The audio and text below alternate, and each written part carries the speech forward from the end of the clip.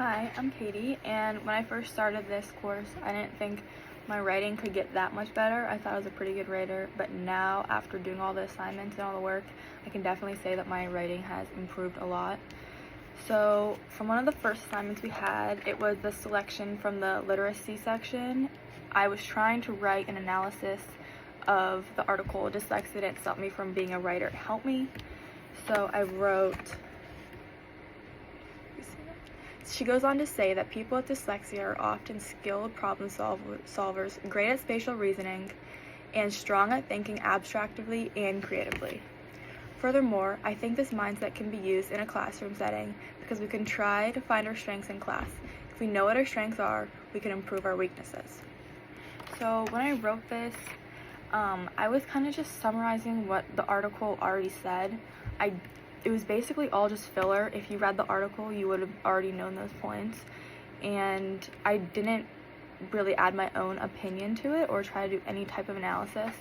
I did try to make the quote blend into the sentence like we were learning, but I was really just summarizing what happened in the reading. So then, in more like the middle of the semester, we wrote our literacy narratives, and this is from my final draft of the literacy narrative. So I wrote, that night after we finished the book completely, we sat on the couch together and watched the movie. We talked about how the movie scenes were different from the book and just how the books are generally better than the movies. So this was one of my big improvements in the class, where I was trying to show the process and not just tell what happened. So I think that just adds more details, and I had to change my narrative a lot to show what the story instead of just like stating different events. And I think that just helped with the emotional appeal, and it was definitely a big development in my writing. So then one of our final assignments was the research paper, and I wrote, while Verhofstadt et al. Argues that individuals are free to choose the meaning and purpose they assign to their lives, Behrens et al. Enters this argument by defending the morality of physicians who oppose euthanasia, noting that these providers should not be required to be involved in these practices.